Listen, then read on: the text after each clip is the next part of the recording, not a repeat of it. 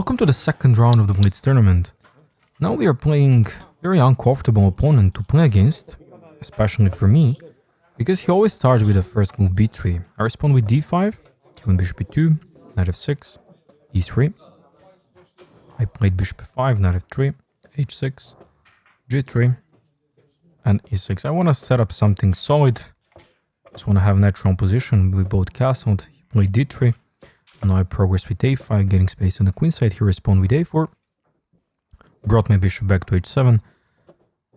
He pulled the queen out, trying to connect the rooks and maybe break the center. At this point, I'm thinking about how to not create a weakness on b5. Maybe to play c6, knight b7. And here actually I got distracted because I thought I forgot to turn on the camera. But I didn't, of course, as you see. I played c5 and that's a mistake. He played knight c3. Just because knight b5 will come later. Knight c6, knight b5. So I'm already behind in the opening, but this is Blitz, everything can happen. Now I started playing super weird. Just because I gave up the b5 square.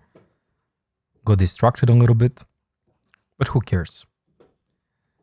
Now I don't like this knight here, so I'm thinking about regrouping the knight to d6. That's why I played knight e8. But he's actually very quick and fast. He jumped with a knight on e5. Then I challenged the knights. And now simplifying for what is totally fine, because he can ruin my pawn structure. As he did. Takes, takes. And he takes on d6. I take back on d6. For these players, they always play for a draw. Like, you'll see many times in this game that this guy is repeating the position and trying to claim the draw if it's possible. They're always playing for trades, simplification, and so on. He started f4. Now I was looking how I can improve something on the queen side. Rook b8 to do some like c4 move. He played actually a very strong one, bishop c3, putting pressure on my pawn on a5. And now maybe queen d2 will come, so I have to be careful. If I go queen c7, then queen d2 is strong move, and then I need to bring my rook back to a8. So that's why I brought my bishop on c7. He went directly queen g4, and I was just about to make the blunder with df6, but queen takes c6 will happen, and I'm losing the game. So now I have a problem with a pawn on g7. If I go something like bishop g6, I didn't like the move h4 followed by h5. There I need to play myself h5. I'll bring the queen back, I guess. I know suddenly I'm exposing my pawn structure and it feels uncomfortable. Queen g4, engine recommends some move e5, but I push d4. Don't have so much time to think here. It's a blitz, it's not any more rapid. And I was thinking if he takes, I take back with my pawn. He goes bishop d2, let's say. And here I play something like c5 and okay. White is better, but we are fighting here. I'm looking forward some breaks in the middle. Instead he went bishop d2 directly, which is actually a great move. Because now he wants to go with a e4. And if I take this, then bishop takes back and I have very bad pawns. Also my pawn on c6 is hanging. So I played queen d7, he pushed d4. And I'm already in a lot of trouble because he's threatening f5 followed by bishop takes h6. He'll stack the rooks on the f line and I'll get checkmated for sure. So that's why here played f5. Stopping the activity on the king side.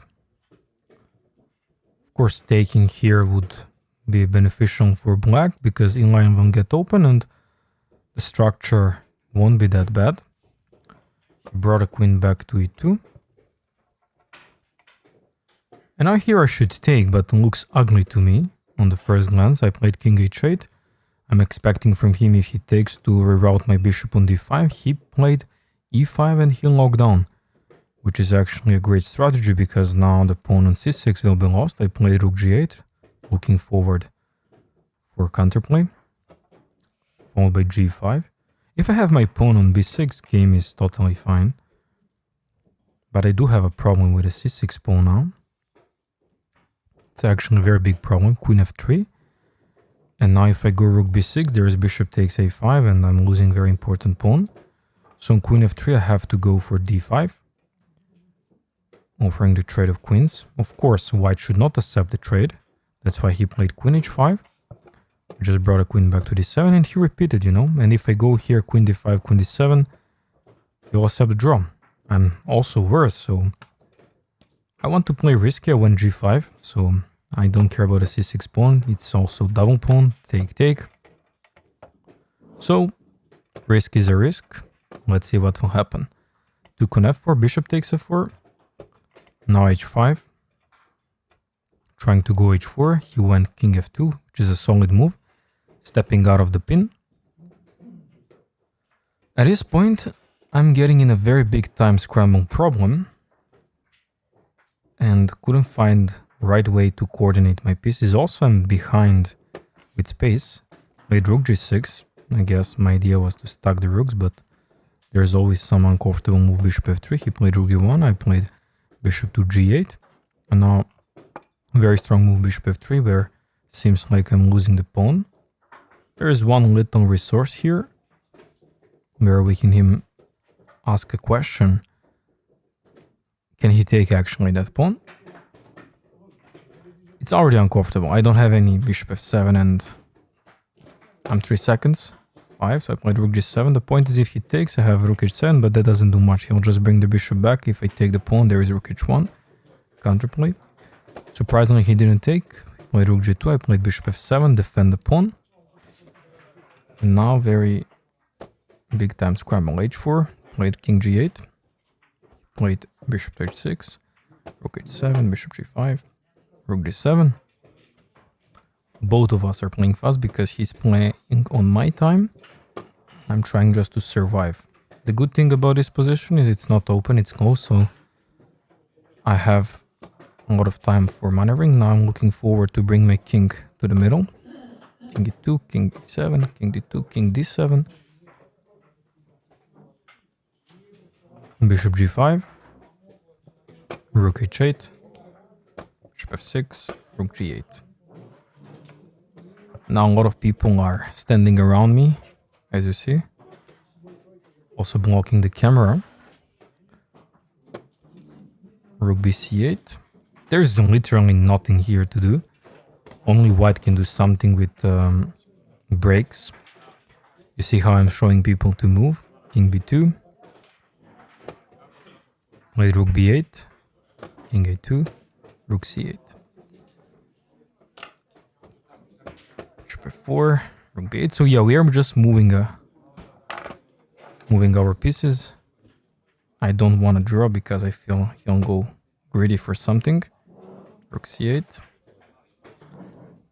Or he can make some mistake. Rook c7.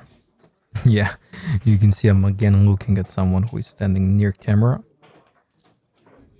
There's many people behind the camera, so I'm also wondering if somebody gonna kick it by accident. That will be dramatic.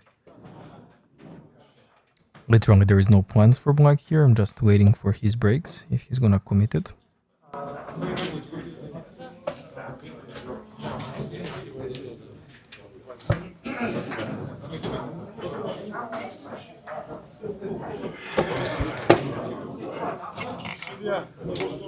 Bishop g2, rook b8.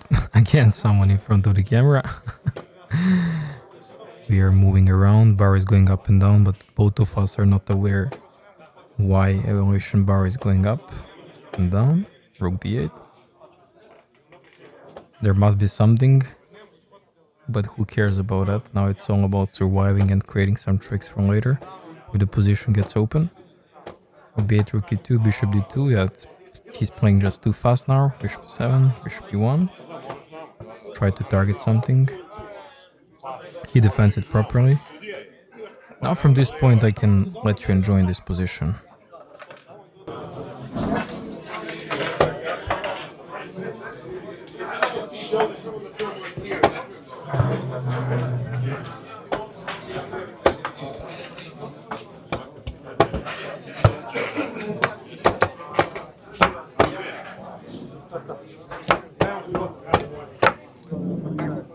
Javite rezultate koji je Tončić. Igraju! Dobro. Tončić Ivan.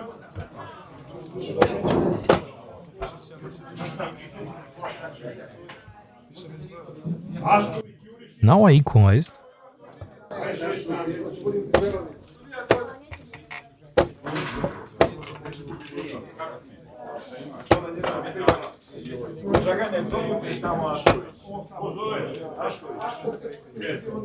Samo malo, nek igne ruku pozove, molim, samo malo.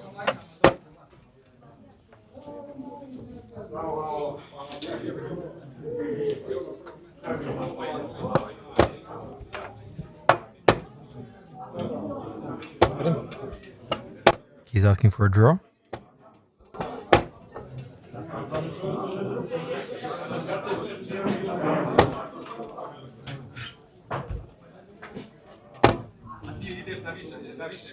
And look at this now.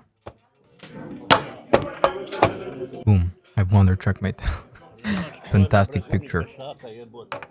Almost got a chance to get something out of this game, but I was barely even surviving. He deserved to win. That was second round. We are 1 out of 2. And I'll see you in the next one.